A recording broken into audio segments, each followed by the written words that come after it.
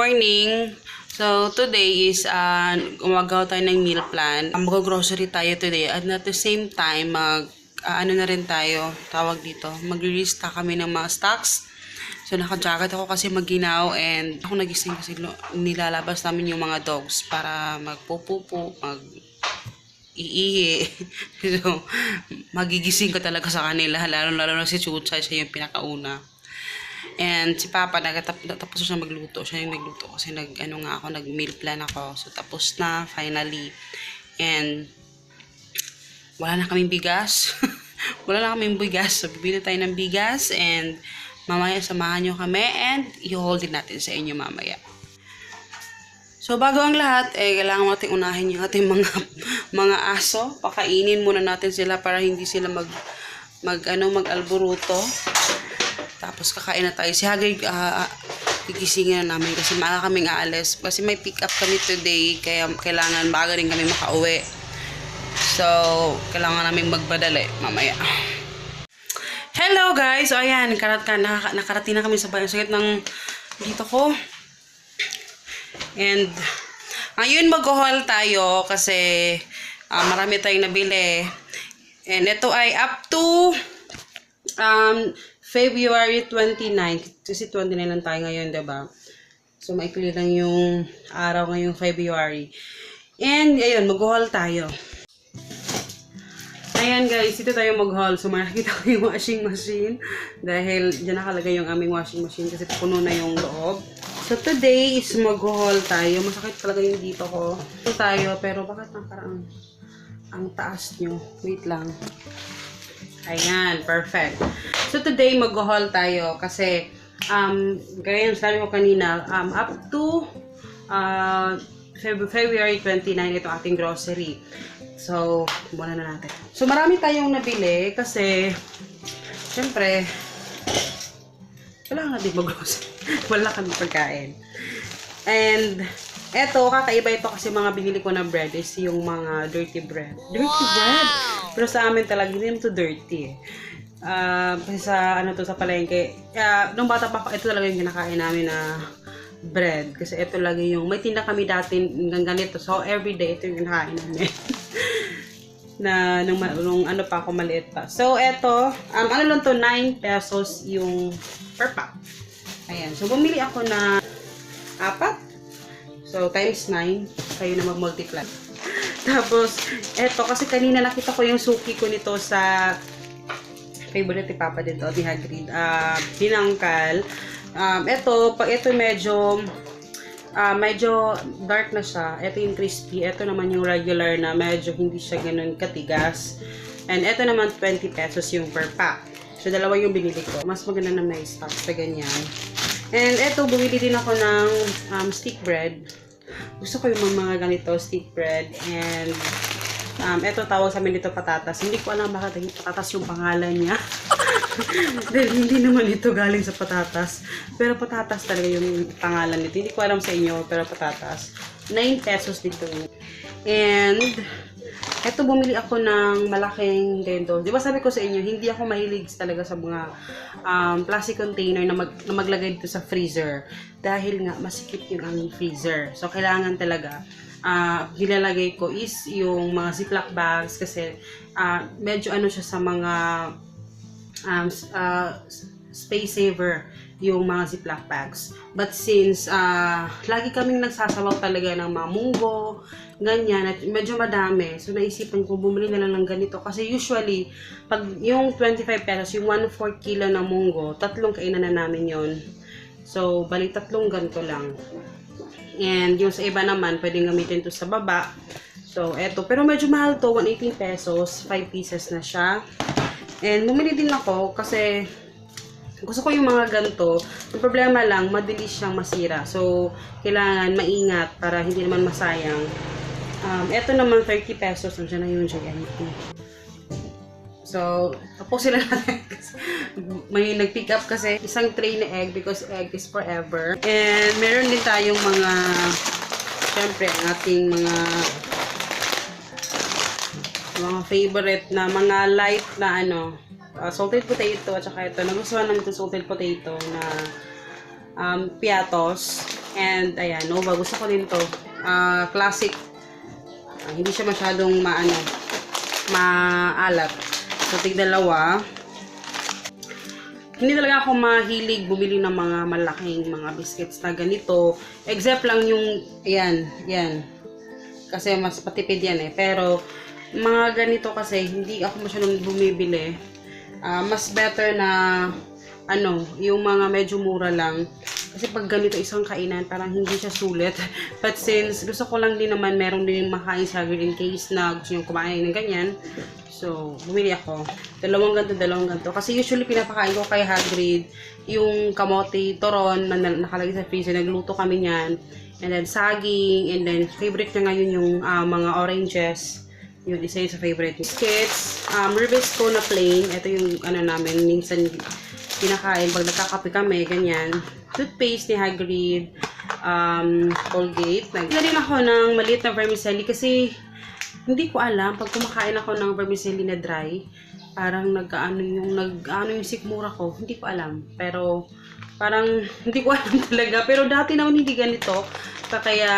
Pero pag sinabaw naman, okay sa akin. Lang to, 45. Hagrid, wala, Pagdating namin sa bahay, umalis ka agad. Pumunta dun sa kapitbahay namin kasi may Beyblade na parang nag-away-away ka sa Beyblade daw, ganyan. Kaya hindi nyo siya na makikita. San Miguel flavored beer, apple flavor, dalawa. Mahal pala to, 35 pesos. So, bumili ako ng dalawa. Kasi yan lang naman yung kaligayahan ni Papa. Kasi wala na kaming margarine. Kasi instead of butter, margarine yung ginagamit namin ngayon. Ayan, kasi nagtitipid kami. Nagtitipid kami. At saka yung mga plain na talaga yung mga hindi talaga pure butter yun eh. Mga margarine lang din naman sila. Pero ayan, mas mura. C2. Itong ketchup, wala to sa listahan ko. Pero bumili ako kasi wala na pala kaming ketchup. So, FC na. Kasi dati Del Monte yung ginagamit namin. Nanawa na kami sa Del Monte. At ayaw ko rin yung Papa Ketchup kasi medyo matamis siya. Natatamisan ako. Ito kasi tamis anghang. So, saktong-sakto lang siya sa amin. Ito ng Argentina beef loaf at saka meatloaf. Tigda-dalawa. So, may stock lang tayo. Ganito yung binibili ko. Nung one time, bumili ako ng mas maliit nito. Parang kaunti lang. Kaya, ito mas better. Mas mura to eh. 26 pesos ata yan. Kasi ngayon, konti lang to. Mga to binili ko? Mga gulay, ganyan. Tapos ito, bumili ako ng... Hindi na ako bumili ng apple kasi nung last time na bumili ako ng apple kasi old stock na, diba? Kasi wala na ngang delivery from China, kaya medyo old stock and parang gapas-gapas na siya, parang cotton. So, ito na lang yung binili ko na mga oranges. So, 10 piraso, bali 100 pesos ito. So, dito coconut na panggata. Bumili din ako ng langka. Instead kasi na yung bibiling ko sana, ang tawag dito, sitaw. Medyo mahal yung sitaw ngayon. Kaya nag-change ako ng ibang ulam. So, bumili ako ng ganito. Luto na siya. 25 pang kilo. So, bali ito, half lang ito. So, luto na ito. Ano pa dyan. Tapos, bumili din ako ng saging. Ito yung favorite saging ko. And, sa tinagal-tagal kong bumili ng saging, minsan nasisira siya. Hanggang sa nakapag-isip ako ng paraan kung paano hindi siya masira, nilalagay ko sa ref para ma-preserve siya. At hindi siya madaling hinog na as in super hinog. Pesos ang kilo. So, mura talaga sa amin dito yung saging. Pero depende din kasi.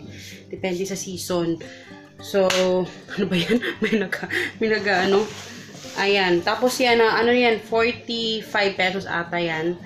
And, bumili din ako ng munggo. Ayan. Kasi dalawang klase ng munggo.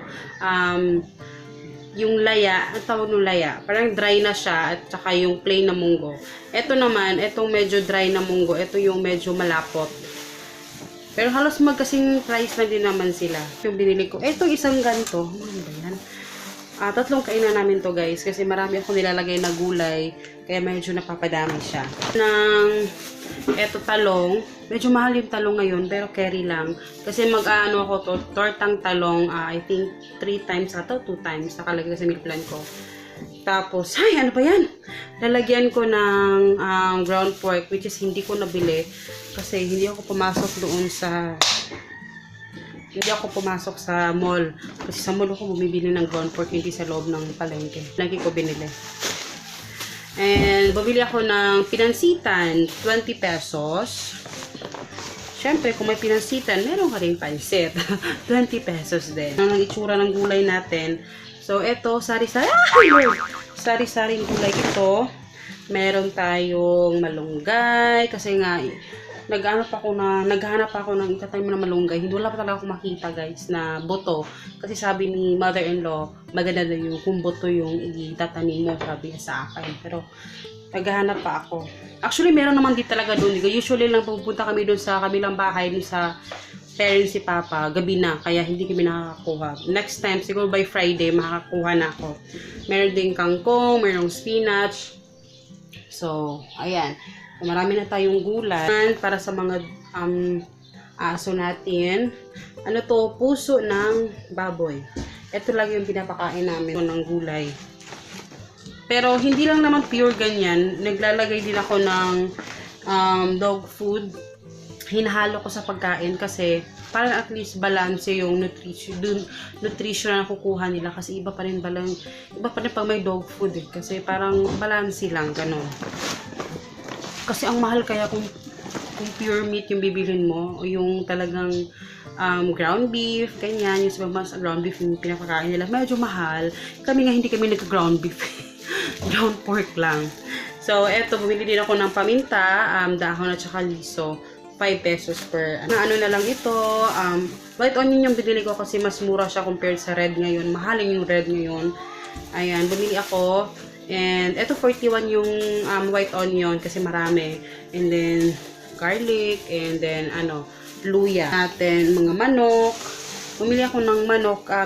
Ito supak. Ito naman 50. Ito naman 105. Ano siya? Parang sa wings na side na kasama yung katawan. Hindi ko alam kung anong part ito, pero ayan. Wala dyan pack mamaya sa maghati-hati kasi alam na ni Papa yan. Tapos ito lumalabas to sa pag medyo buwan. Lumalabas yung buwan. Ito naman lumalabas din ito. Kaya bumibili talaga kami nito. Yung maliliit na isda. Ayan, masarap to lagyan ng itlog at saka harina. Tapos, eto naman, pang paksiw. Papaksiwin ko to, 100 pesos ang kilo. So, 1 kilo yung binili ko.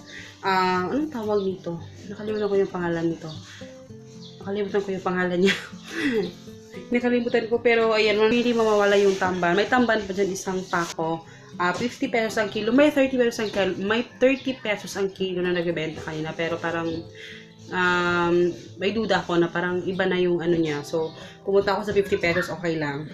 Ayan, 1 kilo din. Tapos, lastly, yung ating bigas. So, yung bigas natin is 15 kilos yung binili ko. This is, di ko alam kung, wow, ang lakas ko. Ayan, 15 kilos ang binili natin. Kasi yung bigas natin, hindi na siya ang abot ng katapusan. Kaya, bumili na tayo kaagad ng 15 kilo. Nabili natin, and in fairness, marami na siya. And 10 days ata. Up to 29. So, sana ay magkasya ito lahat. No? Pero, ayun. Kita ko sa inyo. So, eto siya lahat. Ayan yung ating mga napamili. And yung iba kasi, mga, na lang natin yun mga, pang restocks. So, ayan siya. Kasi kanina nagmamadali na kami kasi nga may pick up kami and then talagang nabutan kami ng pick up. Kanina tumawag sa akin. Wala pa kami sa bahay. Sabi ko, pwede bukas na lang. And then, kasi nag-taxi kami pa uwi kasi marami kaming dala. So, naghiwalay kami ni Papa kanina. Siya yung nabili ng mga stocks. Ako naman nag-grocery. So, sobrang sakit nandito ko. So, ako lahat na namili niyan. So, yun.